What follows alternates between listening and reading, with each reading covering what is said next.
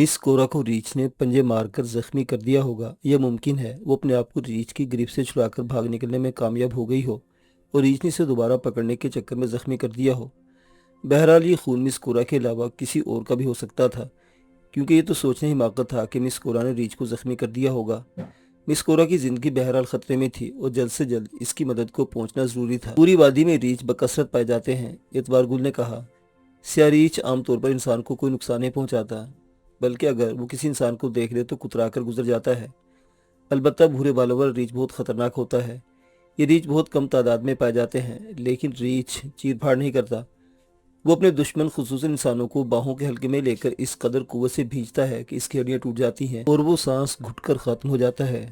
खून के ये धब्बे जाहिर करते हैं कि मिस कोरा जख्मी हो चुकी है। मुमकिन है वो रीछ ना हो, बल्कि कोई और दरिंदा हो और मचीकू वगैरह इसे रीछ समझी हो। बहरहाल वो कोई सा भी दरिंदा हो, उस तक जल्द से जल्द पहुंचना बहुत जरूरी है।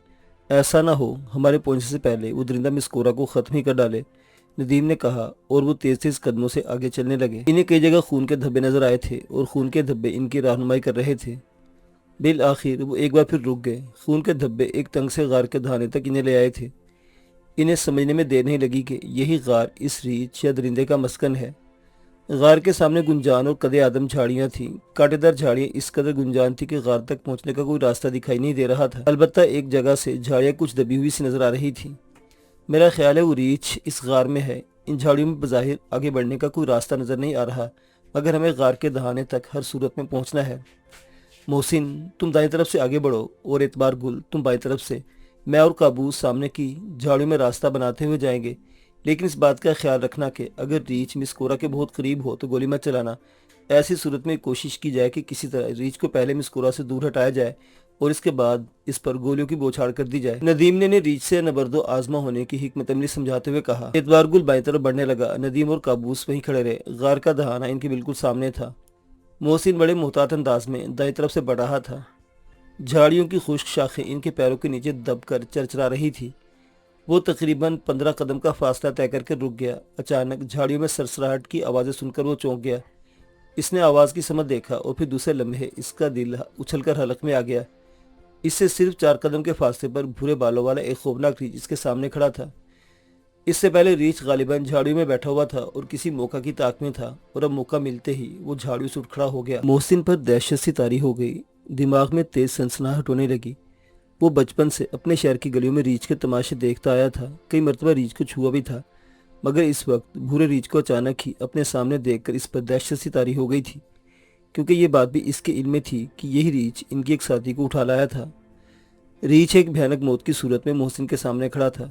मोहसिन कुछ देर तक तो दहशत ज़दा रहा, लेकिन फिर इसने अपनी कैफियत पर काबू पा लिया और पीछे हटने की कोशिश करते हुए राइफल सीधी करने लगा।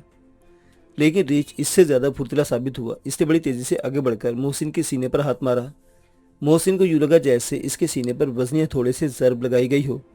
इसे पसलियाँ टूटती महसूस हुई। राइफल इसके हाथ से गिर गई। इसके मुंह से चीख निकली और वो पुश्त के बल दूर झाड़ियों में जा गिरा। वो दोनों हाथों से सीना दबाए हुए था। यूं लगता था जैसे पसलियाँ अंदर घुस गई हों। इसके साथ ही वो अपने सामने खड़ी मौत की तरफ देख रहा था। इसकी आंखों में बेपनाह खौफ था। रीछ इसे सिर्फ 4 कदम के फासले पर खड़ा धाड़ रहा था और दोनों हाथों से अपना सीना पीट रहा था। नदीम और काबूस पहले मोहसिन की चीख और फिर रीछ की धाड़ की आवाज़ें सुनकर उछल पड़े। वो तेजी से इस तरफ दौड़े। एतबार गुल भी दौड़ता इस तरफ आ गया था, और फिर इनकी आंखों ने जो मंजर देखा वो बेहद खौफनाक था। मोहसिन पुश्त के बल झाड़ियों में पड़ा था। इसने दोनों हाथों से सीना दबा रखा था। इसके चेहरे पर कर्ब और खौफ के मिले जुले तासुरात थे, और खौफनाक रीछ सीना पीटता और धाड़ता मोहसिन की तरफ बढ़ रहा था। मोहसिन, काबू सीखा, अपनी जगह से मत हिलना। रीछ इनकी आवाज़ें सुनकर इनकी तरफ मुड़ गया और धाड़ता सीना को भी करता इनकी तरफ चढ़ने लगा। फायर, नदीम चीखा, गोली चलाओ।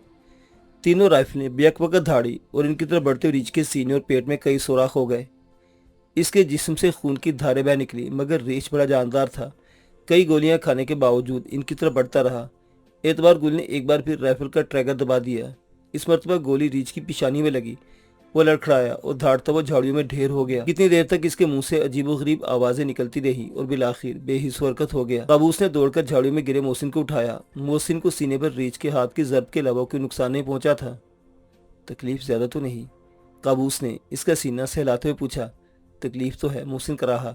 इस जालिम का हाथ तक चट्टान लगता था, जैसे कोई चट्टान ही मेरे सीने पर आ गिरी हो। قابوس تو محسن کو سنبھالو، ہم غار کے اندر جا رہے ہیں، ندیم نے کہا اور اعتبار گل کو اشارہ کرتا ہوا جھاڑیوں میں الجھتا غار کی طرف بڑھنے لگا۔ ہوشیاری سے غار کے اندر کوئی اور ریچھ بھی ہو سکتا ہے، قابوس نے چیخ کر انہیں خبردار کیا۔ اس نے اپنی اور محسن کی رائفل کندھوں پر لٹکائی اور محسن کو سہارا دے کر جھاڑیوں سے دور نکال لے گیا۔ ندیم اور اعتبار گل رائفلیں سنبھالے بہت احتیاط سے جھاڑیوں میں چلتے غار کی طرف بڑھ رہے تھے۔ غار کے دہانے پر پہنچ کر وہ رک گئے۔ غار زیادہ بڑا نہیں تھا، لیکن غار کے آخری حصے میں کسی قدر اندھیرا تھا اور ان سے کسی کے پاس ٹارچ نہیں تھی۔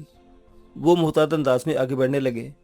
غالباً بظاہر غار خالی تھا، لیکن غار کی پچھلی دیوار کے قریب کوئی جیز دیکھ کر وہ تیزی سے آگے بڑھے۔ اس جگہ اندھیرے کے باوجود ان دونوں نے اسے پہچان لیا۔ وہ مس کورا تھی جو غار کی چٹان کے قریب بے حس حرکت پڑی تھی۔ ندیم نے قریب پہنچ کر ایک دو مرتبہ مس کورا کو آوازیں دی، مگر کوئی جواب نہیں ملا۔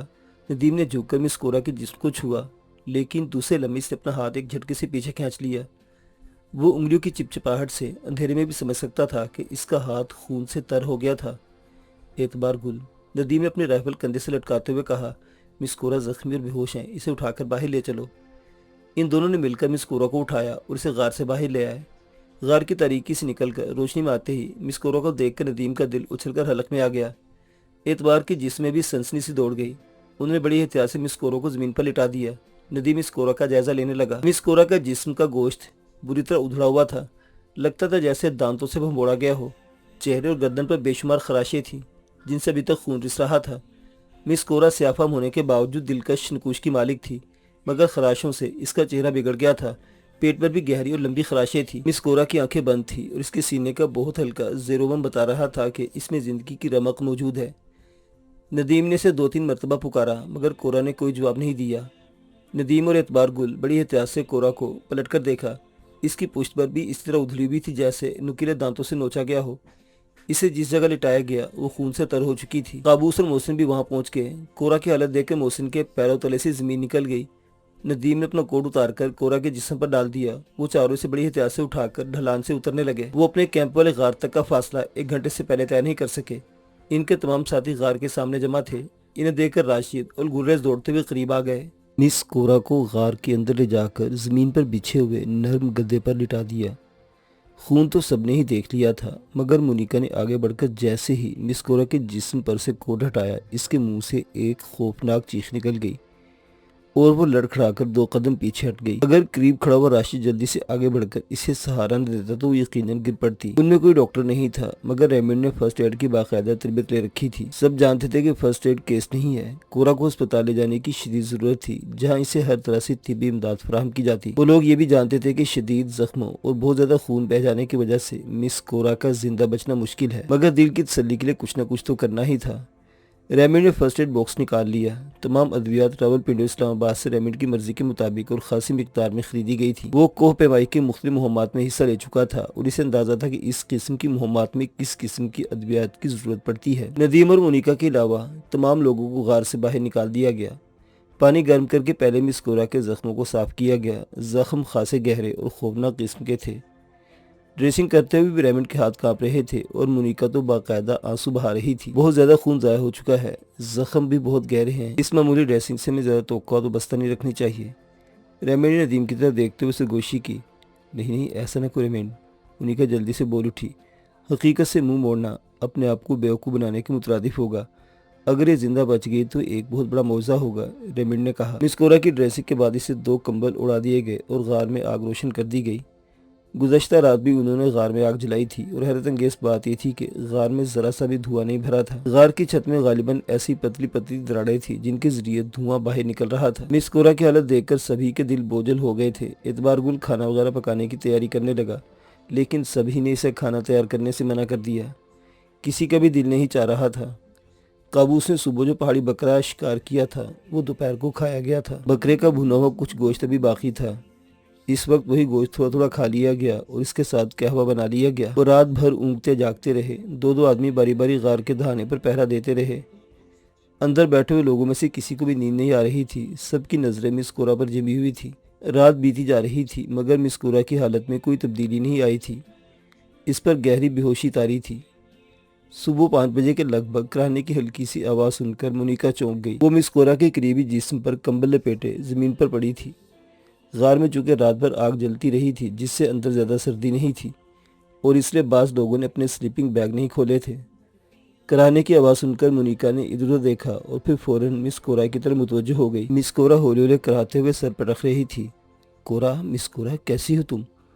مونیکا نے اس پر جھکتے ہوئے نرم آواز میں کہا۔ موت، موت، وہ میرا پیچھا کر رہی ہے۔ مس کورا کراہی۔ نہیں، ہم نے تمہیں موت کے منہ سے نکال لیا ہے۔ تم معمولی زخمی ہو اور یہ زخم بہت جلد اچھے ہو جائیں گے۔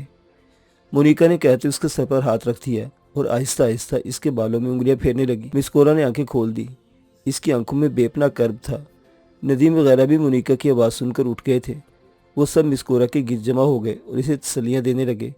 یہ معمولی زخم ہے اور وہ بہت جلد اچھی ہو جائے گی۔ ہم نے ریچھ کو مار دیا ہے، محسن نے آگے جھکتے ہوئے کہا۔ ایسا کرتے ہوئے اس کے سینے میں درد کی ایک شدید لہر اٹھی تھی اور اس کے منہ سے بے اختیار کراہ نکل گئی تھی۔ رات کو اس کے سینے پر مالش وغیرہ کی گئی تھی جس سے اسے خاصا سکون ملا تھا، لیکن اس وقت آگے جھکنے سے سینے میں اچانک ہی درد جاگ اٹھا تھا۔ محسن، ریمی نے اسے کندھوں سے پکڑ کر سہارا دیتے ہوئے کہا، تم کمبل اوڑھ کر لے جاؤ، اگر سینے پر ہوا لگ گئی تو تکلیف بڑھ جائے گی۔ محسن کچھ دیر سینہ سہلاتا رہا اور پھر کمبل اوڑھ کر لیٹ گیا۔ اس کے سینے کا درد بتدریج کم ہوتا چلا گیا۔ اعتبار گل نے موقع کا فائدہ اٹھاتے ہوئے قہوہ بنا لیا۔ اس وقت وہ لوگ واقعی اس کی طلب محسوس کر رہے تھے۔ مس کورا کو بھی کسی نے کسی طرح سہارا دے کر بٹھا دیا گیا اور ایک کپ قہوہ اسے بھی پلا دیا گیا۔ کچھ دیر بعد مس کورا اس قابل ہو سکی کہ اپنے ساتھ پیش آنے والے واقعے کی کچھ تفصیل بتا سکے۔ اگرچہ بولنے سے اسے تکلیف ہو رہی تھی مگر وہ رک رک کر بتا رہی تھی۔ ریچھ مجھے اٹھا کر بھاگا تو کچھ دیر تو اپنے آپ کو چھڑانے کے لیے ہاتھ پیر چلاتی رہی، پھر خوف کی شدت سے بے ہوش ہو گئی۔ جب ہوش آیا تو میں برف پر پڑی تھی اور ریچھ میرے قریب کھڑا دھاڑتا ہوا اپنا سینہ پیٹ رہا تھا۔ میں اٹھ کر ڈھلان کی طرف بھاگ کھڑی ہوئی۔ ریچھ کچھ دیر مجھے دیکھتا رہا، پھر وہ بھی میرے پیچھے بھاگا۔ مجھے اندازہ نہیں تھا کہ میرا رخ کس طرف ہے، لیکن موت میرے تعاقب میں تھی اور میں اس سے بچنے کے لیے پوری قوت سے ڈھلان پر دوڑی جا رہی تھی۔ دفتن پتھروں پر میرا پیر رپٹ گیا، میں لڑکھڑا کر گری۔ اس طرح گرنے سے میرے گھٹنے پر بھی چوٹ آئی تھی، مگر موت کو اپنے سر پر دیکھ کر میں اٹھ کر دوبارہ بھاگی۔ لیکن اس مرتبہ چند قدم تک ہی دوڑی تھی کہ ریچھ نے مجھے دبوچ لیا۔ وہ بہت غصے میں تھا۔ اس کے نکیلے پنجوں سے میری پشت کو بری طرح نوچ ڈالا۔ میں تکلیف اور خوف سے بری طرح چیخ رہی تھی۔ ریچھ مجھے اٹھا کر ایک بار پھر بلندی پر لے کر چلنے لگا اور میں ایک بار پھر بے ہوش ہو گئی۔ دوبارہ ہوش میں آئی تو میں نے اپنے آپ کو غار میں پایا۔ میری پشت پر گہری خراشوں سے خون رس رہا تھا اور میں بہت تکلیف محسوس کر رہی تھی۔ میں نے ادھر ادھر دیکھا، ریچھ غار میں نہیں تھا۔ میں اٹھ کر آہستہ آہستہ چلتی ہوئی غار کے دہانے کی طرف آئی۔ غار کے سامنے قد آدم گنجان جھاڑیاں پھیلی تھیں۔ میں غار سے نکل کر جھاڑیوں میں راستہ بناتی ایک طرف دوڑنے لگی، لیکن اچانک ریچھ جھاڑیوں سے نکل کر سامنے آ گیا۔ اس نے مجھے اٹھا کر جھاڑیوں میں پٹک دیا۔ میں نے ایک بار پھر اٹھنے کی کوشش کی، مگر اس مرتبہ بھی ریچھ نے مجھے چند قدم سے زیادہ دور نہیں جانے دیا اور اس نے ایک بار پھر مجھے اٹھا کر پٹک دیا اور میرے اوپر اس طرح کھڑا ہو گیا کہ میرے جسم کے ایک طرف دوسرا پیر دوسری طرف۔ وہ بہت غصے میں تھا۔ کچھ دیر تک اس طرح کھڑا سینے کو بھی کرتا رہا اور دھاڑتا رہا، پھر وہ میرے اوپر جھک گیا اور میرے جسم کو خونخوار پنجوں سے نوچنے لگا۔ وہ شاید پاگل ہو گیا تھا۔ میں بری طرح چیخ رہی تھی۔ میرے چیخنے سے شاید اس کا غصہ بڑھ رہا تھا۔ میں نے ایک مرتبہ پھر موقع پا کر بھاگنے کی کوشش کی، مگر اس نے پھر مجھے دبوچ لیا اور مجھے بار بار پٹک رہا تھا اور خونخوار پنجوں سے میرے جسم کو نوچ رہا تھا، بھن پھوڑ رہا تھا۔ اور پھر میری قوت برداشت جواب دے گئی، میں بے ہوش ہو گئی۔ اس کے بعد اب ہوش آیا ہے۔ اس کورا کی آواز میں نقاہت تھی۔ وہ خاموش ہو گئی، اس کی آنکھیں بند ہو گئی۔ مونیکا نے ایک دو مرتبہ سے پکارا مگر مس کورا نے کوئی جواب نہیں دیا۔ اس کا سانس تیز چل رہا تھا۔ مس کورا پھر بے ہوش ہو گئی تھی۔ دن نکل آیا تھا۔ سامنے وادی میں دھوپ پھیلنے لگی۔ برف پر چمکتی ہوئی دھوپ آنکھیں کھولنا مشکل ہو رہا تھا۔ وہ جب غار سے باہر آتے تو آنکھوں پر سیاہ شیشوں والا چشمہ لگا لیتے۔ مس کورا کی وجہ سے آج وہ آگے روانہ نہیں ہو سکے۔ وہ مسلسل بے ہوش تھی۔ ہوش میں آتی تو اس قدر شدید زخمی حالت میں اسے ساتھ لے کر سفر کرنا ناممکن تھا۔ اس سے اگلا دن بھی اسی طرح بیت گیا۔ اس دوران مس کورا 2 مرتبہ چند لمحوں کے لیے بے ہوش میں آئی تھی۔ اس کے بعد پھر بے ہوش ہو گئی تھی۔ 3-4 روز گزر گئے۔ اس کی حالت میں کسی قسم کی بہتری کے آثار دکھائی نہیں دیے۔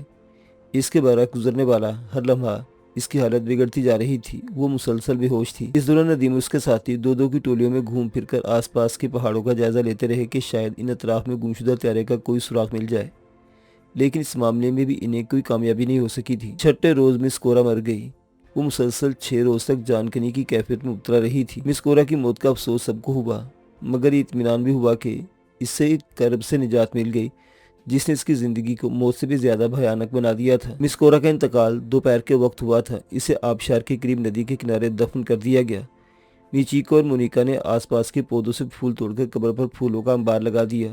وہ رات بھی انہوں نے غار میں گزاری اور پھر صبح سویرے وہ روانگی کے لیے تیار ہو گئے۔ ان 6 دنوں کے دوران وہ ندی کے کنارے کنارے دور تک کا جائزہ لے چکے تھے۔ اس موزور ندی میں میلوں دور تک بھی کوئی ایسی جگہ نہیں تھی جہاں سے اسے پار کیا جا سکتا۔ مسلسل ڈھلان ہونے کی وجہ سے پانی کا بہاؤ بہت تیز تھا اور اس قدر تیز رفتار پانی میں ندی عبور کرنے کی کوشش کرنا خودکشی کے مترادف تھا۔ البتہ آبشار کے نیچے اوپر سے گرتے ہوئے پانی کی چادر کے پیچھے پہاڑی کی کھو میں ایک ایسا تنگ سا راستہ موجود تھا جس سے دوسری طرف پہنچا جا سکتا تھا۔ سورج کی پہلی کرن کے ساتھ ہی وہ روانہ ہو گئے۔ آگے بڑھنے سے پہلے انہوں نے مس گورا کی قبر پر کچھ اور پھول ڈال دیے تھے۔ یہ مس گورا کے لیے ان کا آخری نذرانہ عقیدت تھا۔